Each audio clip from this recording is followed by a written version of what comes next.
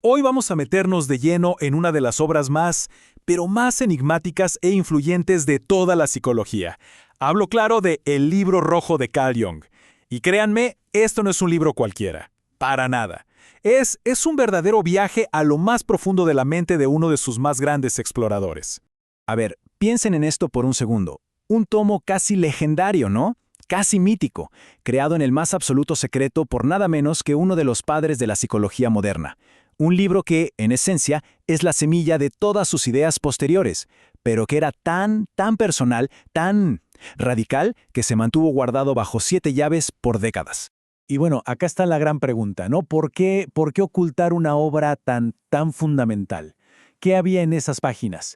¿Qué secretos guardaba que el mismísimo Jung pensó que podían literalmente destruir su reputación científica? Ok, para empezar a desentrañar esto, lo primero es entender su naturaleza pero tan única. Es que el libro rojo, bueno, simplemente no se deja clasificar. Miren, si alguien busca acá una teoría psicológica toda ordenada y pulida, está en el lugar equivocado. Esto es la materia prima en su estado más puro. Es, digamos, el diario de una confrontación directa, a veces aterradora, con el alma.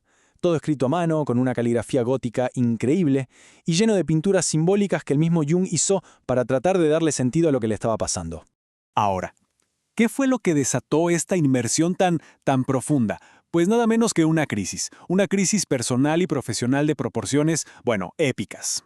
Todo empezó, o más bien explotó, con su ruptura con Sigmund Freud.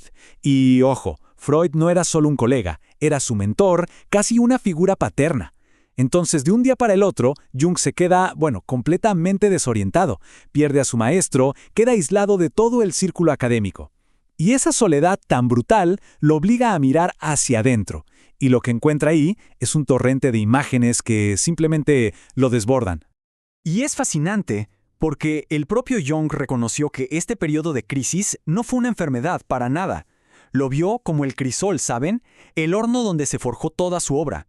De hecho, él mismo decía que todo lo que vino después fue, básicamente, poner en orden y elaborar lo que salió de su inconsciente en esos años tan turbulentos.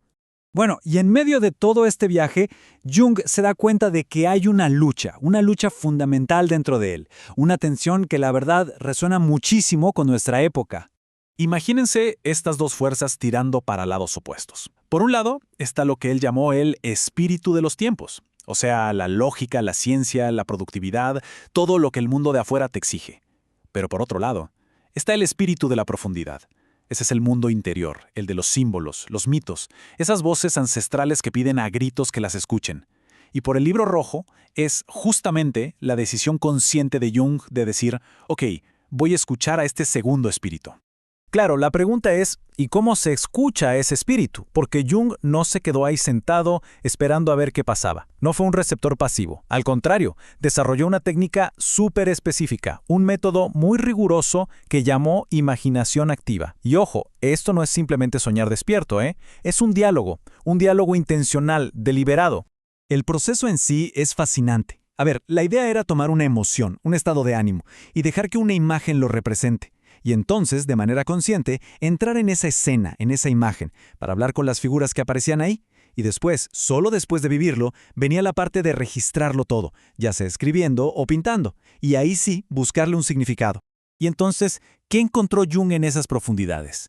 Pues se topó con todo un elenco de personajes simbólicos, ¿no? Figuras que representaban distintas partes de su propia psique, y, quién sabe, quizás de la psique humana en general. Ahí estaba, por ejemplo, su sombra, o sea, todas esas partes de él que rechazaba, que no quería ver. También dialogó con el ánima, que es como su contraparte femenina interior. Y, quizá el más importante de todos, conoció a Filemón. Imaginen a un anciano sabio, con alas, que se convirtió en su gurú interno, su guía personal, en este laberinto de la mente. Y esto es clave, ¿eh? No era solo un ejercicio intelectual. Para nada. Para Jung, el simple acto de sentarse a pintar esas visiones, de escribirlas con esa caligrafía tan cuidada, era una forma de honrarlas, de darles una forma real, concreta, digna. La creación del libro, en sí misma, era parte fundamental del proceso de sanar y de entender. Y con esto volvemos a la pregunta del principio. ¿Por qué lo ocultó? Pues simple y sencillamente porque la ciencia de su tiempo, que estaba dominada por completo por el espíritu de los tiempos, no estaba ni cerca de estar preparada para aceptar, visiones, símbolos y diálogos con el alma como un camino válido hacia el conocimiento. Si lo publicaba, muy probablemente hubiese sido el fin de su carrera. Así de simple. Increíblemente no fue hasta el año 2009 que el mundo por fin tuvo acceso a una edición completa de esta obra. Pensemos en eso un momento. Por casi 100 años, el documento que es la base de todo el pensamiento junguiano fue básicamente un secreto a voces. Muy bien. Veamos ahora cómo se construye su legado y por qué este libro, que es tan personal y tan extraño, sigue siendo tan importante hoy. El punto clave de todo esto es el siguiente. El libro rojo no es una anécdota, no es una curiosidad en la carrera de Jung. Es el núcleo, es el corazón de todo. Es la experiencia en carne propia, la materia prima, de donde él después sacó y ordenó todos sus conceptos más famosos. A ver, repasemos sus ideas más conocidas, el inconsciente colectivo y sus símbolos universales, los arquetipos como la sombra o el ánima, el proceso de individuación, ese camino para convertirnos en quienes realmente somos. Bueno, ninguno de estos conceptos, que son pilares de la psicología analítica, nació en un escritorio. No, emergieron directamente de esos diálogos, a veces aterradores, pero siempre reveladores, que están en las páginas de este libro. Entonces, ¿qué nos deja todo esto hoy en día? Bueno, nos ofrece una especie de mapa. Un mapa para aprender a ver las crisis personales no como fracasos, sino como lo que realmente son, oportunidades inmensas de crecimiento. Nos da además un método para aprender a escuchar el lenguaje de nuestra propia alma. Y sobre todo, nos invita a buscar un sentido que vaya más allá de la pura racionalidad, algo que el espíritu de nuestros tiempos muchas veces ignora por completo. Y quiero cerrar con una reflexión de Bernardo Nante, que fue el editor de la versión en castellano. Él dice, quizás sea tu destino el que aguarda su lectura.